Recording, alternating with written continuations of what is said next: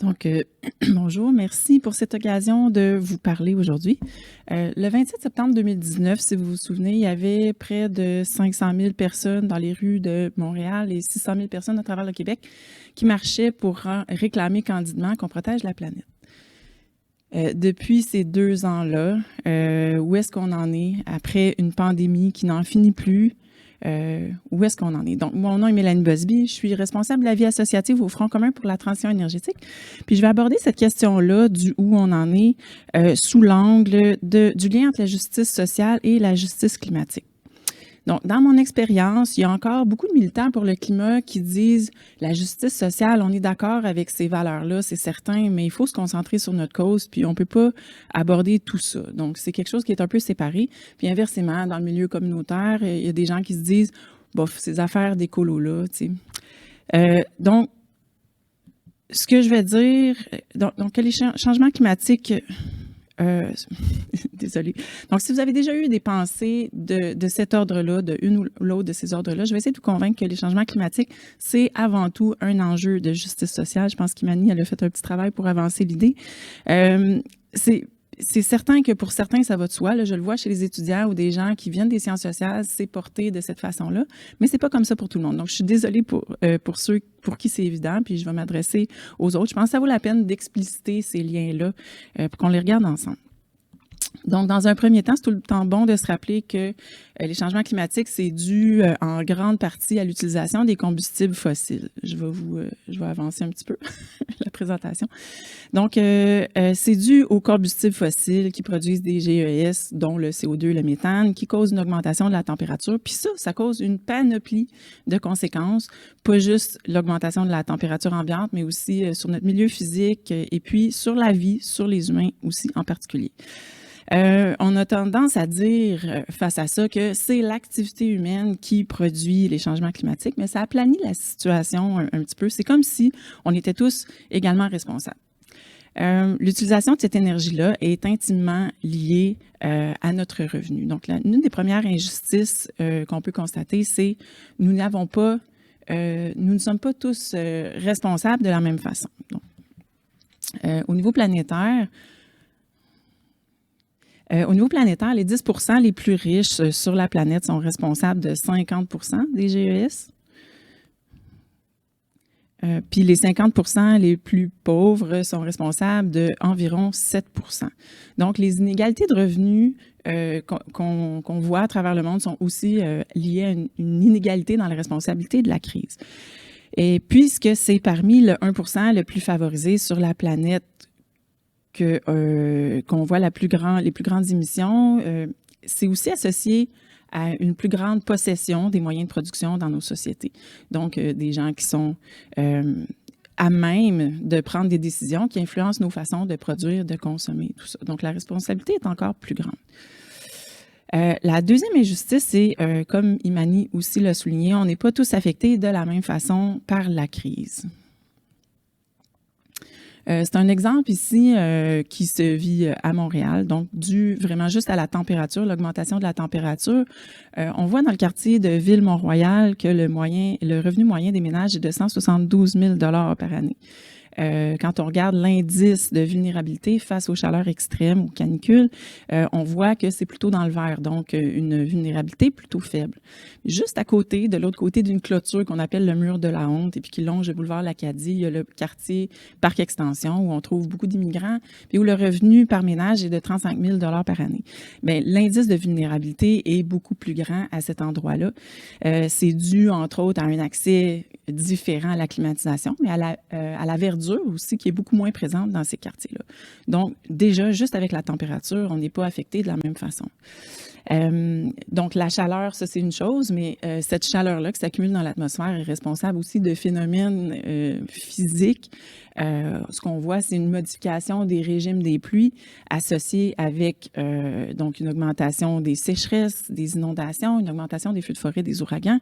Bien, je n'ai pas besoin de vous convaincre. Je suis certaine que si vous suivez un temps soit peu l'actualité, vous l'avez constaté vous aussi. Donc, tout ça, au-delà des catastrophes très, très ciblées, qui nous coûtent cher, hein, mais il y a aussi tranquillement, de plus en plus de personnes qui ont de la difficulté à assurer leur subsistance où ils sont en ce moment. Donc, à certains endroits, il y a la hausse de température qui assèche leurs terres, qui réduit les récoltes et qui pousse les paysans à quitter leur petit lopin de terre pour aller voir si l'herbe est plus verte ailleurs. À d'autres endroits, c'est l'eau qui monte, qui vient dans les rues de la ville de plus en plus souvent, dans les maisons même. Puis on prédit qu'environ 200 millions de personnes seront déplacées comme ça d'ici 2050. Ça fait pas loin d'1 million de personnes par pays. C'est beaucoup de monde qui vont bouger. Puis ça affecte pas juste les pays les plus chauds. Hein. Dans l'Ouest canadien, la production de blé était lourdement affectée par les changements climatiques. Puis en août dernier, la tonne se vendait 500 $, ce qui est 70% plus élevé qu'à l'habitude.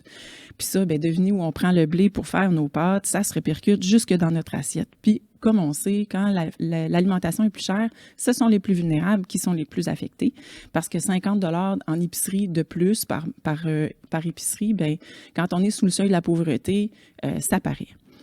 Fait que je ne sais pas si vous voyez comme moi tout ça qui se dessine, donc un genre de trame qui accentue les tensions sociales.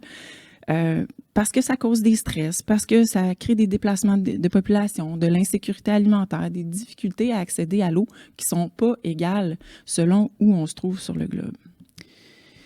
Donc, en résumé, la chaleur cause des conséquences sur notre monde physique. J'ai oublié d'avancer un petit peu, je vous ramène avec moi.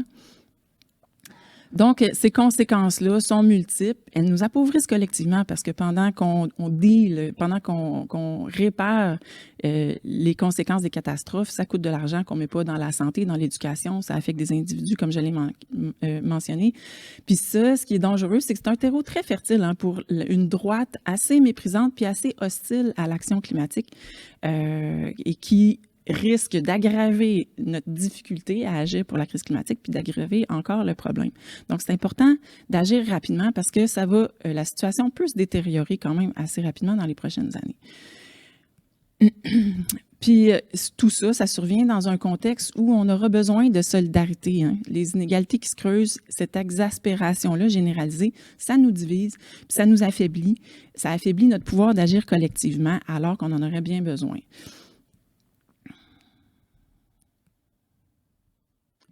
Donc, qu'est-ce qu'il faut changer? Je pense que ça met en lumière qu'il faut créer plus de solidarité puis réduire les inégalités, qu'il ne faut pas de nouvelles infrastructures fossiles. Puis ça, c'est peut-être important dans un pays qui s'abreuve de pétrodollars, je dirais.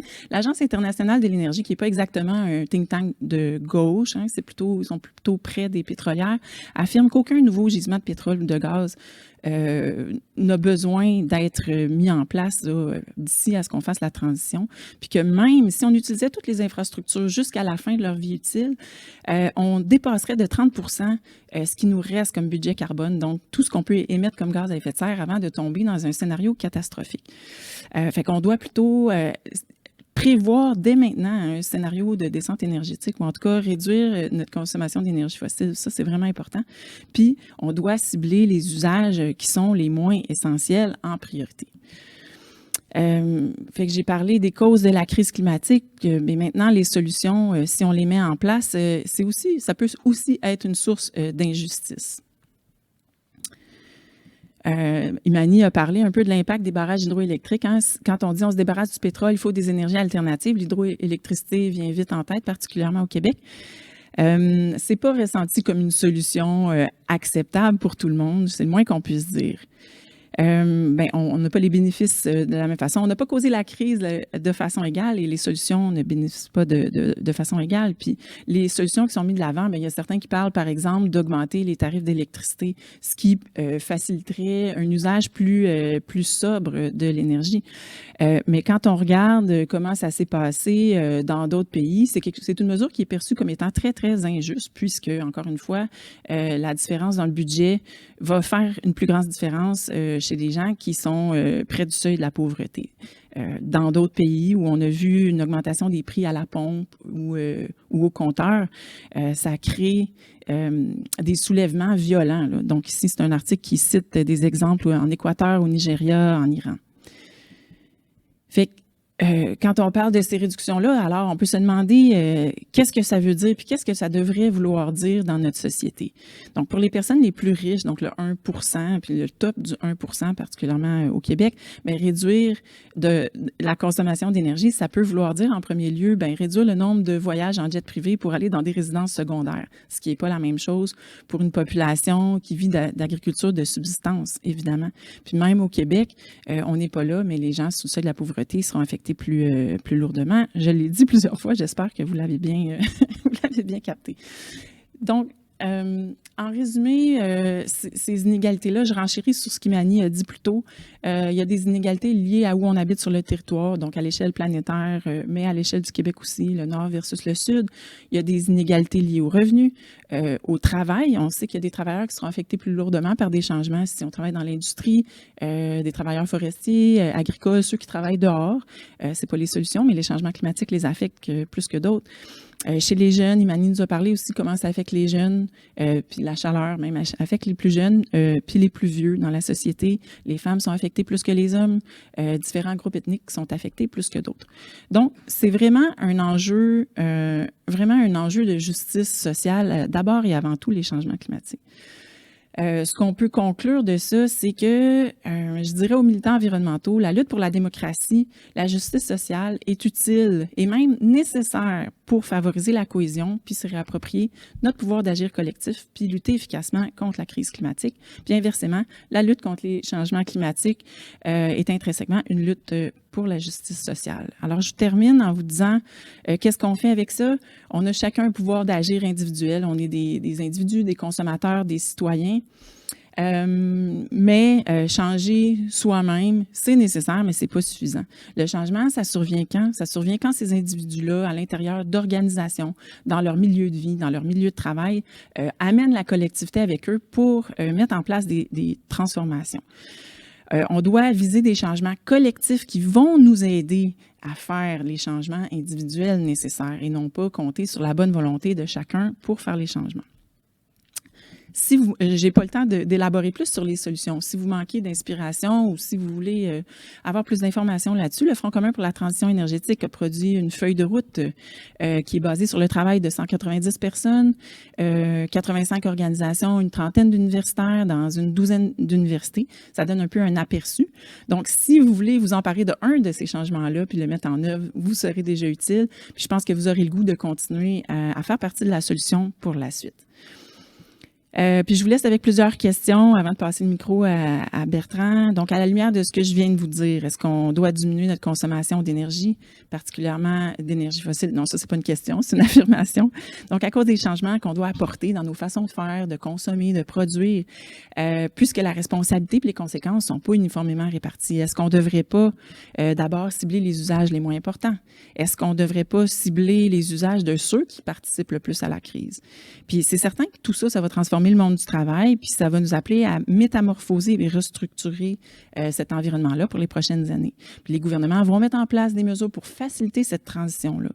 Donc, est-ce que c'est une bonne idée que ces mesures-là soient progressives puis qu'elles favorisent la justice sociale? Je pense que c'est nécessaire. Est-ce que c'est une bonne idée qu'on commence avec des taxes sur des produits de luxe? On peut se poser la question. Je vous laisse réfléchir à ça. Puis, je me demande si, dans un contexte de pénurie de main-d'œuvre, on ne devrait pas mettre à contribution les travailleurs à des emplois qui nous amènent vraiment vers la transition. Alors, je vous laisse réfléchir à tout ça. Et puis, je vous souhaite une bonne transition. Puis, merci d'avoir été là.